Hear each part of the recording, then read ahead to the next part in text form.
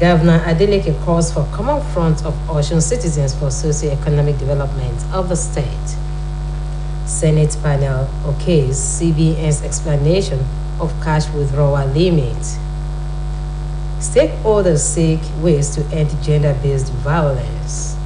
While on the foreign scene, Joe Biden backs permanent spot for African Union in the group of 20. Good evening, and we are glad to have you join us on the major reports. I am Olubomi Ajiboye Agbuola. Osun State Governor Senator Ademola Adeleke has called on indigents of Osun State to form a common front to endanger social, economic, and industrial development across the state. Senator Adeleke made the call at this year's edition of Ede Day celebration.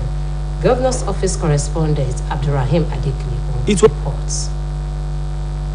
It was indeed a moment of celebration and glorious homecoming for the governor of Osun State, Senator Ademola Adeleke, when he arrived at the venue of the year 2022 Ede Day, which held in Ede High School. Addressing his kinsmen, Governor Adeleke said, governance is a joint venture which requires that everybody must play his or her part for the desired development to come to pass. Senator Adeleke, while appreciating indigents that come from far and near, asserted that all hands must be on deck to complement the government. He called on all residents of the state to collaborate with one another in forming a common front regardless of political or religious differences. Senator Adeleke lauded the people for voting for him massively in the last gubernatorial election and promised that his administration will not renege on those things he promised them during campaign.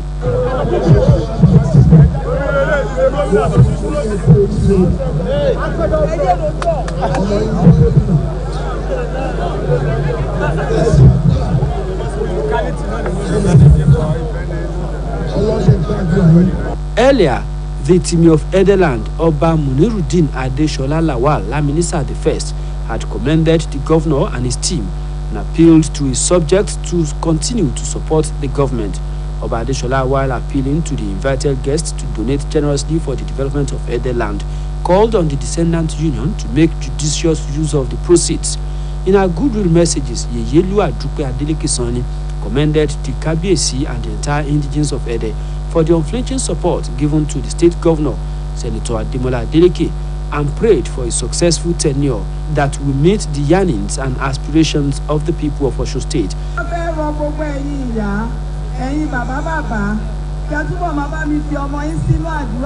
High point of the event was the conferment of awards on some deserving individuals and compounds, while a substantial amount of money was raised. It has been Abdurrahim Adekunle reporting.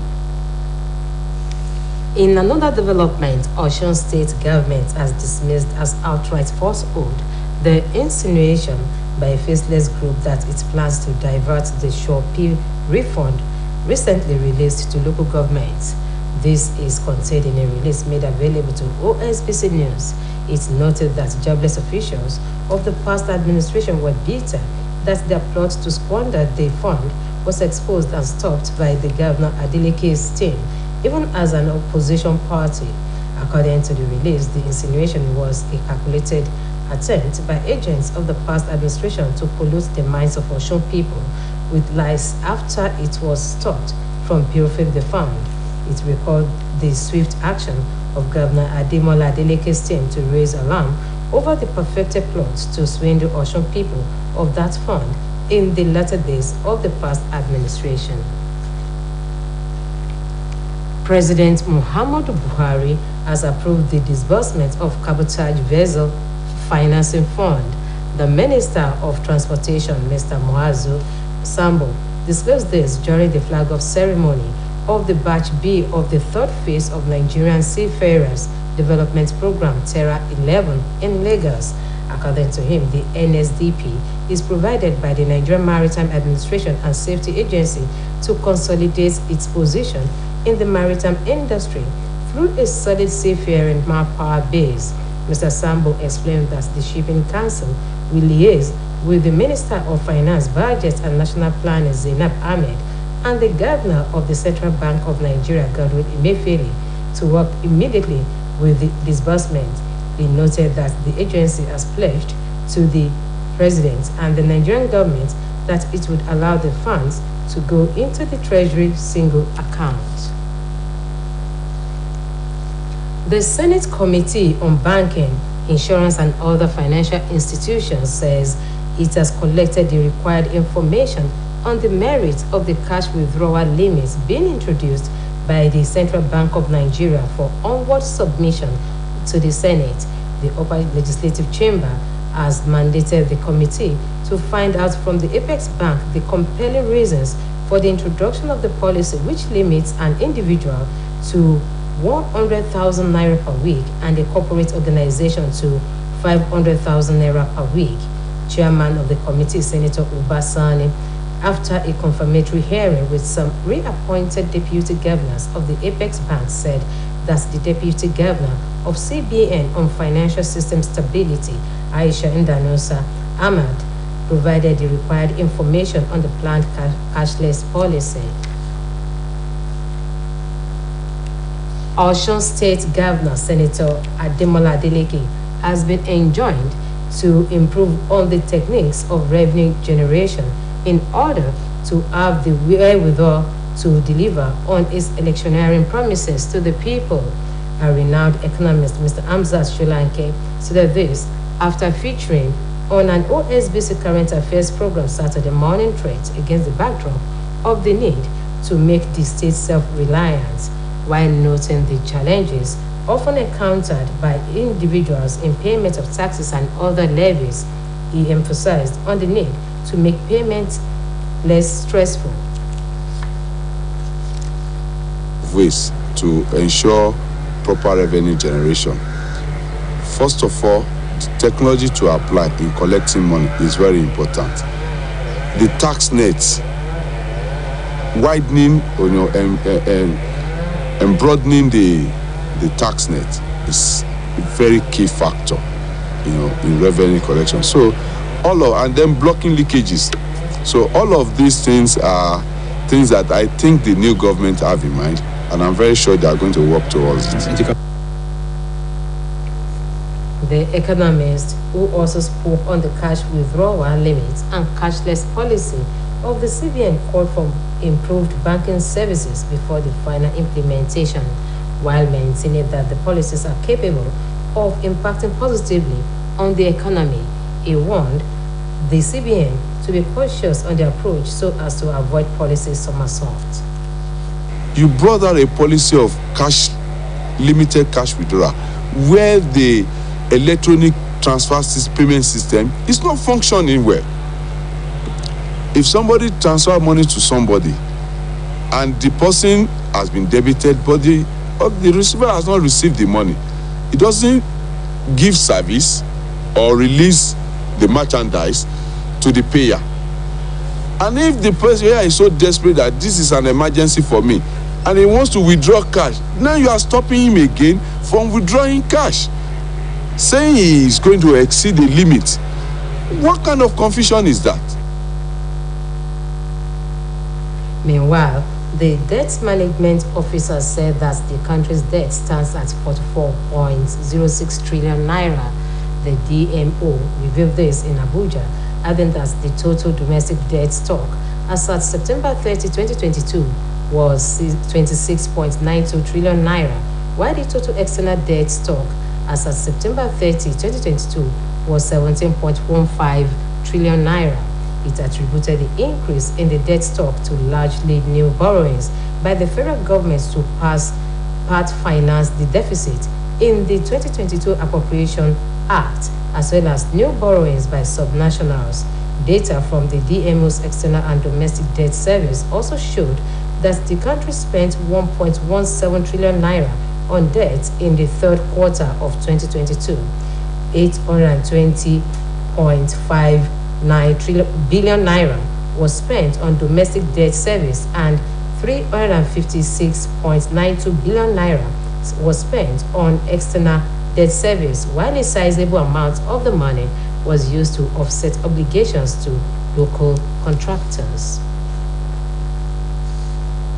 The federal government has been called upon to repair the existing refineries as well as to put in place new ones in all geopolitical zones in order to relieve the bottlenecks in the supply and distribution chain so as to solve the problems of fuel crisis in the country.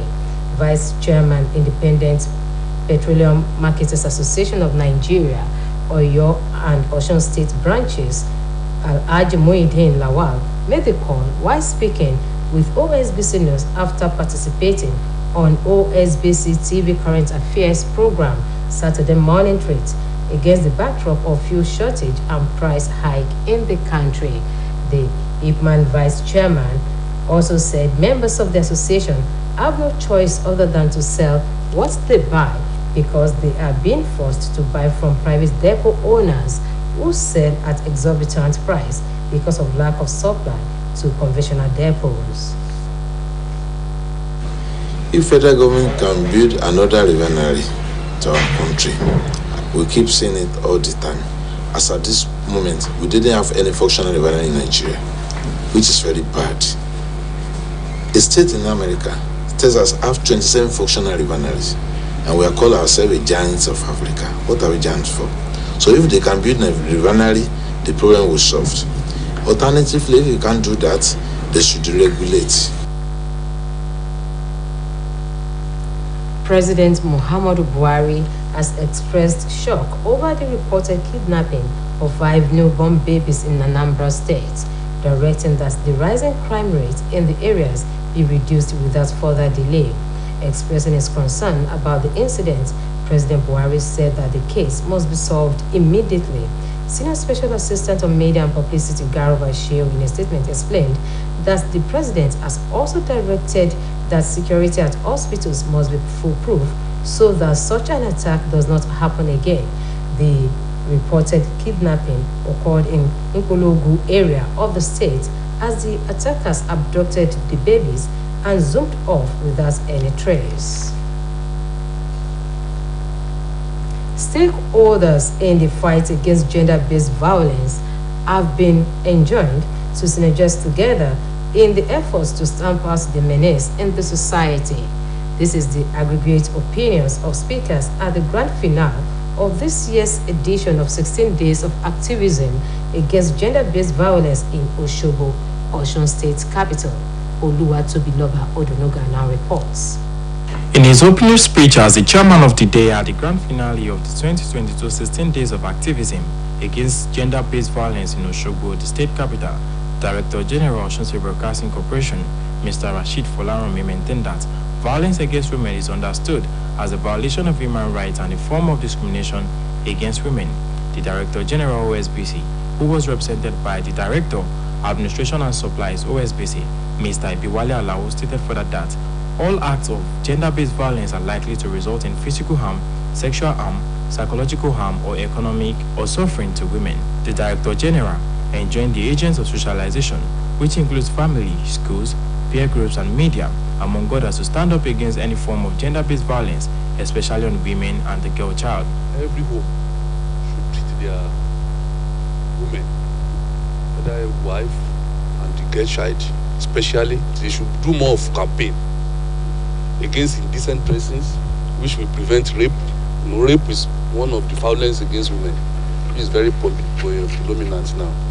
That we should educate our girl child to all as we educate the boys. We shouldn't discriminate.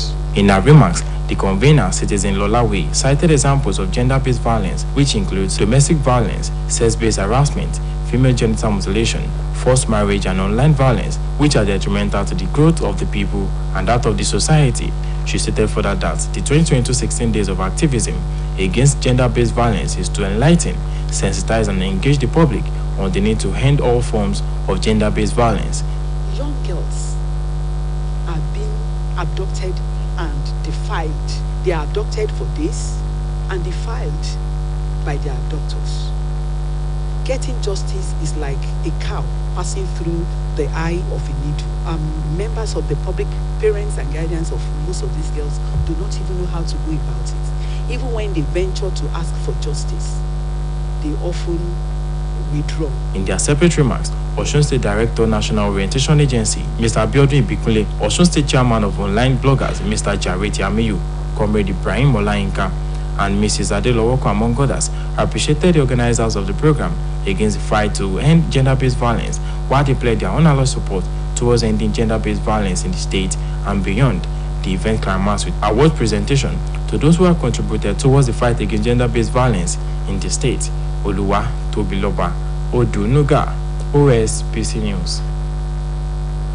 The federal government has expressed worry over the low number of convictions in situations involving possible examination fraud in the country.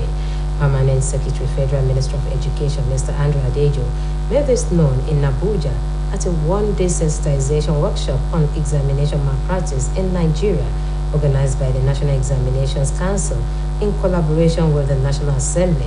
Mr. Adejo, who was represented by the Director of Special Duties, Federal Minister of Education, Zubairu Abdullahi, said that the government at various times came up with laws to check the menace of exam malpractices, which are yet to yield the desired result. He listed some of the laws to include the Decree 20 of 1984, prescribing 21 years imprisonment upon conviction, and the amended Examination Malpractice Act of 1991, which seek 5-year jail term or a fine of 250,000 naira. He explained that more so that not many have gone to jail because of examination malpractice. It should therefore be looked into for amendments in tackling the challenges bedeviling the conduct of public examinations in Nigeria. You are welcome to our sports segment.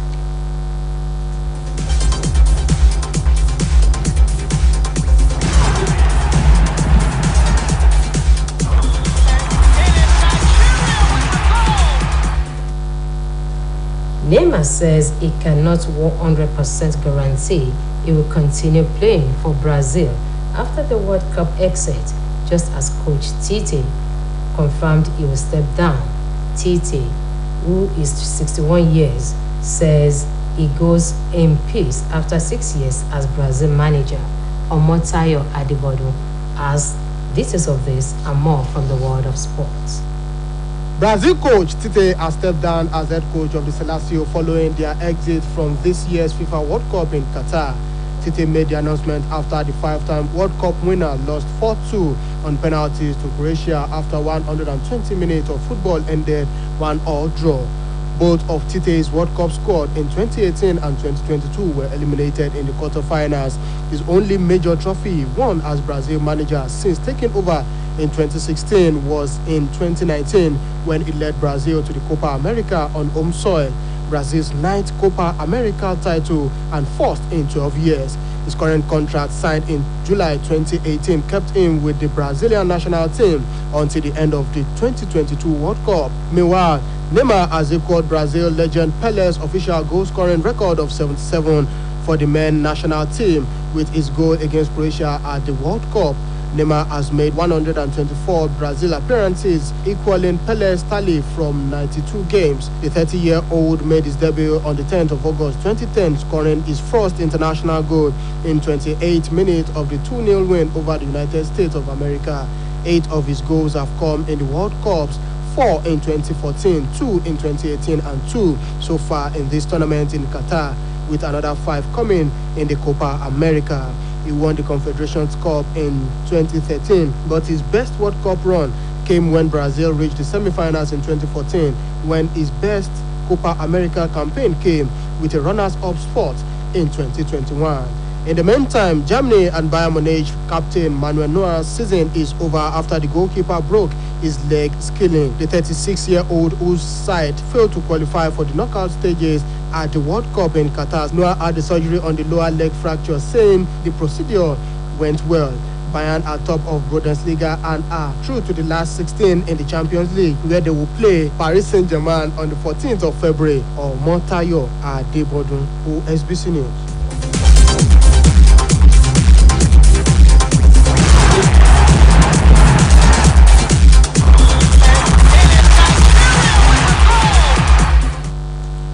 Moving on to the foreign scene, U.S. President Joe Biden says he will back a permanent spot for the African Union in the group of 20 major economies seeking to elevate the continent's role. Sarah Omidele has details of this and more on our foreign desk. Joe Biden of the United States of America said they will back a permanent spot for the African Union in the G20 major economies. He made the announcement during a 3-day U.S.-African summit that opens in Washington, D.C., where the United States will commit to the continent after inroads by China and Russia. About 50 African leaders are expected to join Biden for the December 13 to 15 series of meetings, in which the U.S. is expected to discuss the African Union's role with India, the G20 president for 2023. Biden's pledge comes after he threw his support behind the expansion of the United Nations Security Council, including representation of Africa, during a speech to the world body in September. While we expect quick changes at the Security Council, the stance pits the U.S. against China and especially Russia, which are seen as opposed to any move to dilute their veto power. However, South Africa currently is the only African member of the G20, which was launched in its current form during the 2008 financial crisis to bring together the world's top economies. In the meantime, South Africa has said it will decriminalize sex work, hoping to tackle high levels of crime against women in a country with one of the world's highest HIV caseloads. According to the country's Justice Ministry, the sale and purchase of sexual services will no longer be treated as a crime under the proposed legislation. Justice Minister Ronald Lamola stated that decriminalization will minimize human rights violation, discrimination, and stigma against sex workers, but improve their working conditions.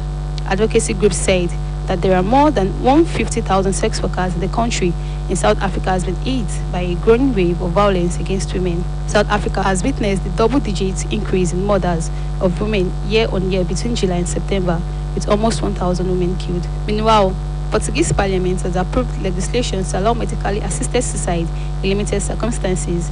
Once enacted, the bill would allow an adult who wishes to die. According to the bill, the person must be in a situation of great intensity suffering, with definitive injury or extreme gravity or serious and incurable disease. The measure has parallels in only a handful of countries worldwide, particularly in euthanasia. Report says members of parliament voted 126 to 84 in favor, with all but 7 members of the Portugal's governing Socialist Party, which has a majority in parliament, backing the bill, as did some opposition members. Sarah Omidele, Osbc News. And to end the major reports, here is a recap of some of the top stories. Osun State Governor Senator Ademola Adeleke has called for common front of Osun citizens for socio-economic development of the state. We also told you that the Senate panel on finance and insurance has accepted the explanations made by the Central Bank of Nigeria on cash withdrawal limits. We also told you that stakeholders have sought ways to end gender-based violence in the Nigerian society, while on the foreign scene we reported that U.S. President Joe Biden has supported permanent spot for African Union in the group of 20. And that ends the major report on OSBC TV. It was edited by Kayode Adebayo. I am Olubumi Ajiboye Agola. Thanks for staying tuned and good night.